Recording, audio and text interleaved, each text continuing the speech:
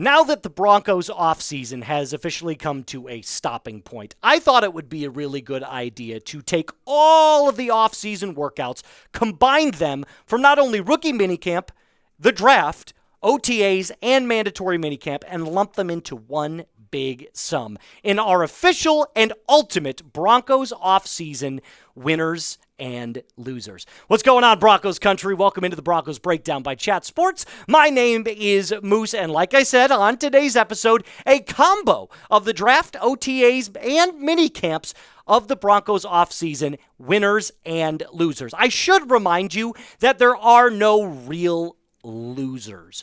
I know people take a lot of umbrage with that, and they go, how can anybody be an actual loser? How could you be a loser? There's only June.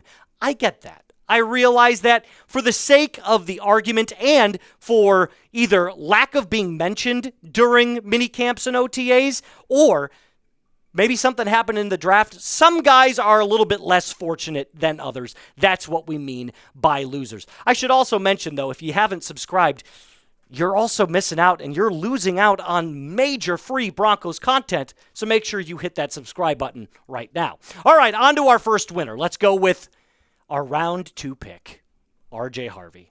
And I've said his name a bunch during this offseason, but the truth is that Broncos Country has not been this excited about a running back draft prospect in quite some time.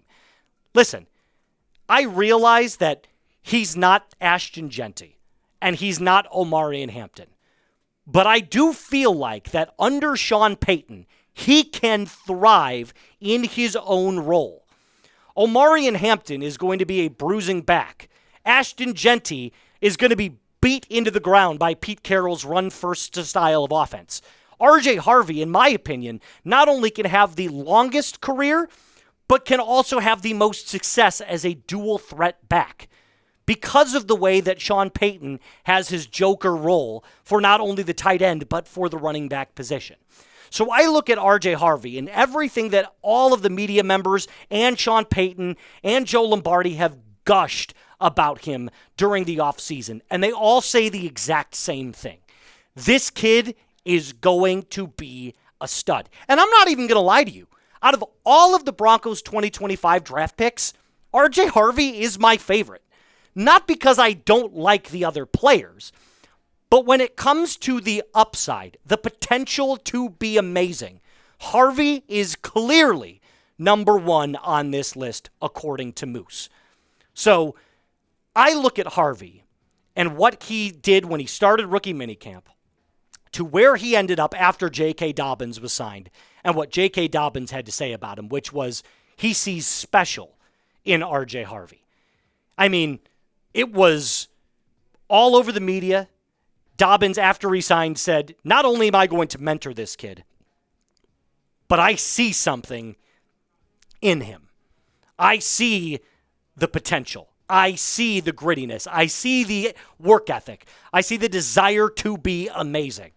And all of those things combined with his natural God-given abilities to not only run the football, his shiftiness, but I think we saw also on display, his hands are a lot better than advertised. So that leads me into my next question just for you. Is RJ Harvey your favorite 2025 Broncos draft pick? Simple yes or no question. I'm saying yes. I like all of them. I think all of them have unique skill sets and they all offer something different. But RJ Harvey, for me, is clearly the one that I'm most looking forward to seeing in 2025. Now, my second winner, I think this kind of has to go without saying. I put Bo on the list because of what Sean Payton has said about him and what we've seen on tape, albeit it's limited. But I know what you're probably thinking. Why didn't you have Bo number 1? Well, we saw what Bo was capable of at the very end of last season. Now, he certainly has gotten better. And I do want to point something out very quickly. When you have ex-quarterbacks that have played in the NFL before. Rex Grossman, who was a Chicago Bears quarterback for a long time, actually took them to the Super Bowl back in 2005, said that Bo Nix is going to be a monster in the NFL. Back to my original point. If you have ex-quarterbacks saying that you are going to be a monster, you should take that with like a hint of pride. Because Bo, I think the biggest question mark during last season was, can he play off script? Can he excel outside of the Sean Payton system? And I think we all saw that, hell yes he can. His athleticism, far better than advertised. And last year, the statistics were really good. And he didn't even start good. He started off slow. The rookie growing pains were on display. So as he got better throughout the season, I'm sure every single Broncos fan was thinking to themselves, oh my God, like we got a baller on our hands. First one since Peyton Manning to really give us that true amount of hope. I know Drew Locke had moments of flash, but the truth is Bo Nix is a far better prospect and player than Drew Locke ever was. Now, what were the actual improvements that we saw from Bo during the offseason this year? Well, he put on about 5 to 10 pounds of muscle. His play memorization has increased tenfold. His communication with his players, mainly his wide receivers, has drastically increased. And his communication with Sean Payton. Because the one thing you need to see from your play caller is that communication with the head coach. That they're on the same page as well. Because when those two are gelling, everything else around them can gel even better. So my take is that I'm expecting Bo Nix to have a dark horse MVP candidate season. I don't know if he'll win it year 2. But I fully expect that he could finish top 6, top 5. I don't see that out of the realm of possibilities whatsoever. So I'm looking forward to seeing what Bo Nix can do this season. And if he can balance the on-script with the off-script and the surprisingness that we saw off-script last year, I think we are looking at a franchise quarterback, no doubt, but also an MVP caliber player that can take us to a Super Bowl. So let's go with Sean Payton as our last winner. And I know this feels kind of like cliche to say, right? Where you go, really, Moose, you have the coach as a winner? Well, when you consider where Sean Payton and this team was just a couple of seasons ago, when he first came in and had the Russell Wilson contract to deal with and that team, think about where we're at now from where he started. I mean, it's come a full circle. The move on from Russell Wilson, check. You drafted your franchise quarterback, check. Your defense went from one of the worst, if not the worst in the NFL, to arguably the best, check. Oh, and by the way, you got your jokers, Evan Ingram, and now what we already can assume is RJ Harvey. So you tell me, out of all 4 of these things, has he not just knocked it out of the park? The full display of Sean Payton's brilliance has been on display. And I also think that the way he communicates, not only with the media members, but with his team, shows that old school, no nonsense, we are here to win championships mentality. I mean, Zach Stevens said it best. He reported it best. Sean Payton said tomorrow's a salt day. There are no sugar days. I like that.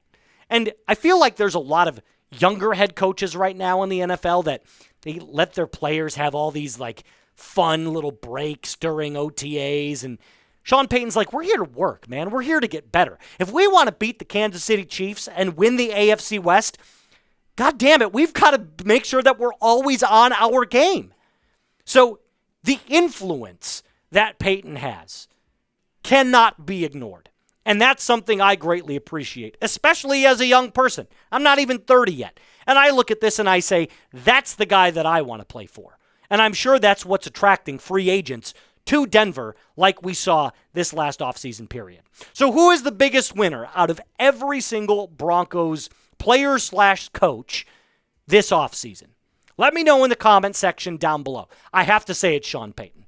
I really do. I thought he was outstanding this offseason, and I can't wait to see what 2025 has in store.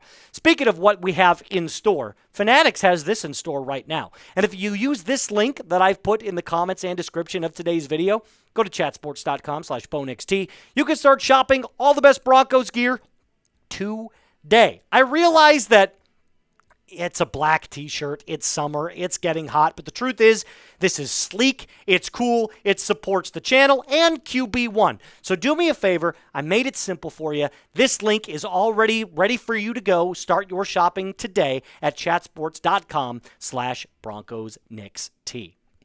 Or Bo Nix T, excuse me. Now, we do have to get into the losers, unfortunately. And these players that I have on the list are not necessarily losers because they got worse or because there wasn't necessarily as much to say on them during the offseason. But I do believe that with some of the draft picks and the free agency additions, the players that I have on this losers list are in danger of having a severely diminished role in 2025. So let's start with Jaleel McLaughlin, someone that I have not been shy about saying this is a problem. And I know a lot of people will say, highlight reel Jaleel. That's Sean Payton's guy, man. Well, yeah, but if it was Sean Payton's guy, why'd you go out and draft RJ Harvey? Why'd you go out and sign J.K. Dobbins? The truth is that his role is going to be significantly diminished in 2025. And I take no pleasure in saying that. But you've got to do what's best for the interest of the team. And what the team needs is a hell of a lot more stronger of a run game than they had last year. And the current running back depth chart, the way that I have it listed, this to me is what I'd be rolling out. I feel like Audric Estime, maybe this is just the Notre Dame Fighting Irish fan, Homer in me. I feel like he's got a little bit more to offer right now. I feel like that strength, that extra oomph, that short down goal line back, I feel like he deserves another season. And even if McLaughlin does become RB3, and let's say, just for the sake of the argument, that Estime gets shoved out, he's going to have a diminished role from last year. That's just the truth. I mean, the stats, they kind of prove it. Last year was kind of his year sitting behind Javonte Williams. Sitting behind Javonte Williams. That was his year to show us I can have a breakout season, and it was just lackluster. I mean, I don't mind that you were right around 500 yards, but to only find the end zone one time is just, it's not good. It's not good enough. Which is why I also believe the Broncos identified the running back position and the tight end position as two big emphases or areas of need heading into the offseason after the year was done. After that embarrassing loss to Buffalo, you needed to address those weak spots. And as much as Jaleel can be Sean Payton's guy, his role on this team will be significantly less, which is why I believe there could potentially be a trade for him. You could get some draft capital back for him. Might be a 6th or a 7th round pick, but you could get something for it. All right, on to our next loser. And again, Ja'Quan McMillian, I have a tough time with this one. And I'll tell you why. From a talent perspective, Ja'Quan McMillian is a very good NFL starter. I'm going to be completely transparent with you, though. The main question I have is, what's his role going to be? Because this Broncos secondary now looks scary as hell. And with the addition of Jahdae Barron, most likely starting in the slot corner, I really don't know what J-Mac's role is going to be. Is it going to be a rotational piece? Is he going to float back to the depth spot?